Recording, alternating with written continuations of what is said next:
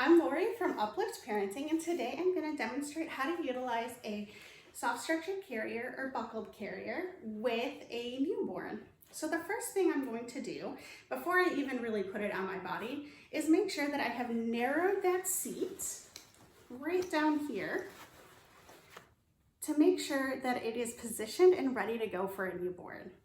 The next thing I'm going to do is position it on my body so that it's a little bit higher than my natural waist, because when we're wearing a newborn, their torsos are really short, and so we want to make sure that their head ends up on that bony part of our chest.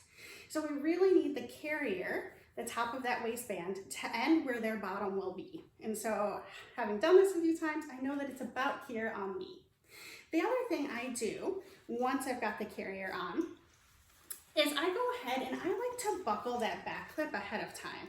I like to make sure that it's positioned in a good position and then go ahead and buckle it and make sure that it's tight enough for me personally. And so that's all set to go.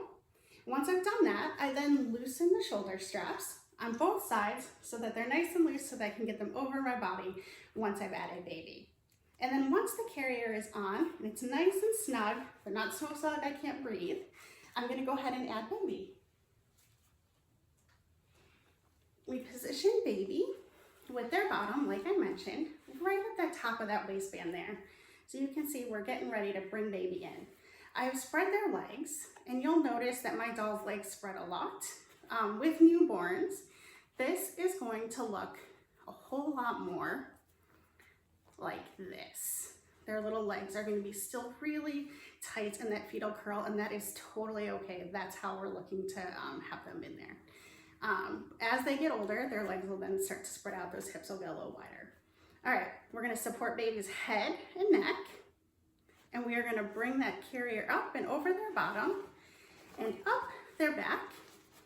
And we want it to end at about the base of their ears so that we're getting that neck support in there.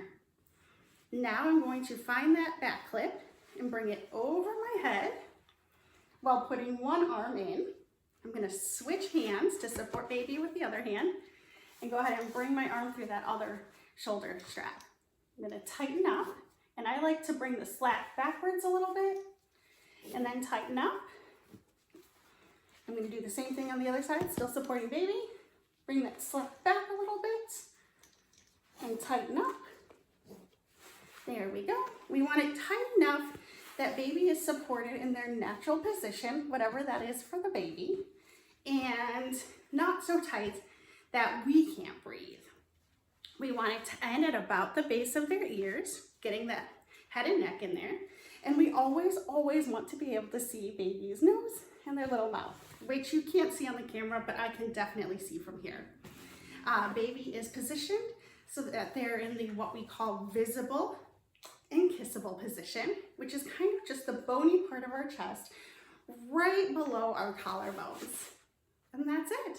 Baby's all set. Again, a newborn, their little legs will look a lot like this once they're actually in there, just so that you know kind of what you're looking for with that newborn positioning. All right, once you're ready to bring baby out of the carrier, we do the exact opposite. So again, I'm gonna support baby's trunk and head, and I'm gonna loosen those shoulder straps, one side, then the other. I'm gonna take one arm out, grab that back clip, bring it over my head and down, and then the carrier can be released and we can lift baby out and take care of them and then take off the carrier. Thank you so much for joining me today for this buckle carrier with a newborn. Hope you have a great day.